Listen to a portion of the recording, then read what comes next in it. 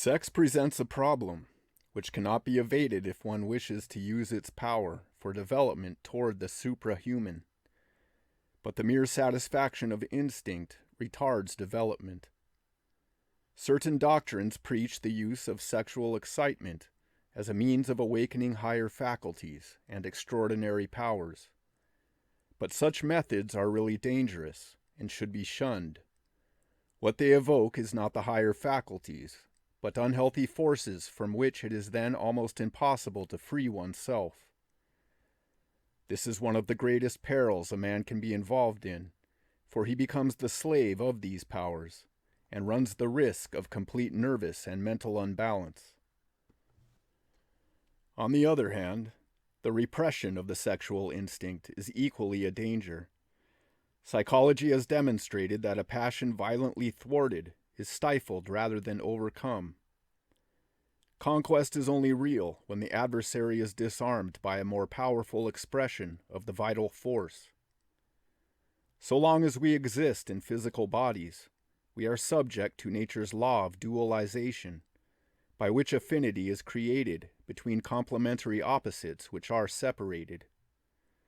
This dualization, which is the foundation of nature and its basic evil, is also the foundation of terrestrial experience, the object of which is to transcend nature and return to union with the One. It is also the foundation of our cultivation of consciousness, since it gives us the possibility of choice between opposite qualities, between the real and the relative, between what is good or evil for us at the moment. This dualization, being the cause of affinity between complementary opposites, is the cause of sexuality and of the desire that men call love.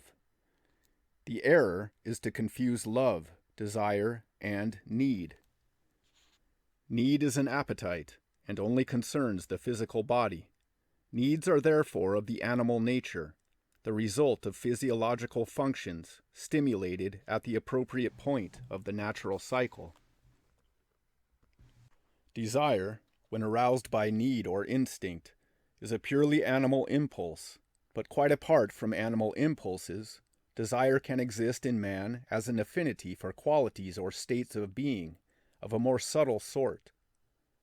As a rule, however, we are not conscious of its deeper cause, and so we pervert the character of such a desire by confusing it with mere wishes or even needs, and use it as an excuse for gratifying them, and thus the idea of love is vulgarized. Yet the idea of love, although applied to sexual desire, is a symbol of the absolute love, which has no single object, and which is the fruit of awareness of mutual solidarity. Sexual selection by affinity is a present manifestation of this cosmic love. The danger lies in confusing the origins of the various emotions of love, physical, sentimental, ideal, or even supposedly spiritual, for they have generally a sexual foundation, whether conscious or unconscious. For the relation of sex to the brain and liver is either forgotten or unknown. These three factors, the grand triad of the personality, affect one another so closely that it is often difficult to distinguish which of them is responsible for a sudden stirring of passion, desire, or thought. If one of them is overexcited or in abeyance, the other two are affected, and produce feelings which the man, unaware of the interaction, takes seriously, not suspecting their physiological origin. Besides the sexual stirrings produced by the cycles of nature and human life, each individual is influenced by his own particular instincts, which make him react sexually to certain actions or circumstances. These instinctive characteristics are recorded in the liver, but produce reactions in the sex glands and the brain, and these two, being always in alliance, offer each other excuses for explaining and satisfying the resulting longings. The unawakened man is overtaken by these impulses, and easily becomes their slave, spending his energy on them, but not becoming enlightened. But he who wishes to escape from his animal nature will sincerely try to uncover his instincts and observe their working. He will, of course, lose the exciting effect of being taken by surprise, but he will gain in exchange the opportunity of using his instincts consciously to increase his vital fire. Instead of prostituting the idea of love by confusing it with the satisfaction of an instinct. Sexual energy has the same origin as the subtle fire which gives life. It is for man to use it wisely, or else expend it thoughtlessly. He whose aim is satisfaction will refuse to learn control, preferring to be at the mercy of surprises and receive his pleasure without effort. But the man who has in him, even unconsciously, a sense of the true love, will be ashamed of animal sexuality, except in the service of perpetuating the species. This comes from his moral sense, the voice of conscience, which is our judge. Then the problem arises, what to do with the vital fire? Should one suffocate it, or can it be used to raise us to a higher life?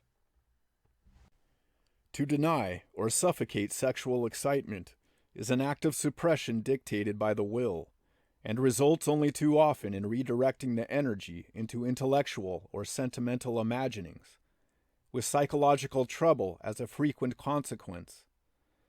Alternatively, continual suppression may lead to flaccidity, which is the way of death and not of life, for impotence is not the same as mastery. True mastery, without unfortunate consequences, is only attained when an inferior joy is replaced by a higher one. If slavery to sensual pleasure is an animal slavery, on the other hand, conscious desire is of the human realm. Indeed, it is the key to life and liberation once it is clarified, that is, stripped of artificial excuses. That desire, which is the key of life, seeks to increase the vital fire, and can be stirred or exalted either by sexual excitement or by the will to the light. Sexual excitement makes desire hypocritical if it has to excuse itself with aestheticism, sentimentality, and intellectual erotic imaginations. For all forms of eroticism are basically the search for emotional shock. And the cause of this emotional shock is an act which suddenly upsets the balance of our feelings. It violates our normal standard of feelings about morality, or about love and friendship, about reputation or security. Whether the shock is given by pain or joy or anguish, it is always a loss of balance which upsets our natural inertia.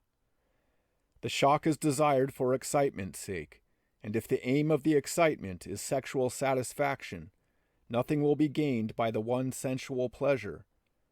A more conscious being, who looks for a higher joy, will desire the shock in order to strengthen his interior fire. In any case, therefore, to desire an emotional shock is to desire a loss of equilibrium. Any excess can do this, but erotic excess does it to increase the heat of sexual feeling. Erotic perversions are always a compensation for the tyranny of the ego. Masochism is inverted authoritarianism, and the wallowing in degradation is the inversion or mortification of sensual aestheticism. If their aim is only animal pleasure and satisfaction, erotic impulses can debase, but equally, if the intention is the opposite, they can serve like other emotional shocks to enhance consciousness and life. The difference lies in the aim and the mode of application. A man who risks his life for an impersonal cause may find an exaltation in the fear of danger because of the joy of sacrificing his purely selfish security. If you can choose at will either to yield deliberately to your animal nature, without making excuses for it, or else to control it and find in doing so the exaltation of sacrifice, then you have found one of the keys of life, the key to the transmutation of the vital fire. The joy of overcoming oneself transforms the desire for a fugitive pleasure into desire for the infinite joy. This cannot be too often repeated.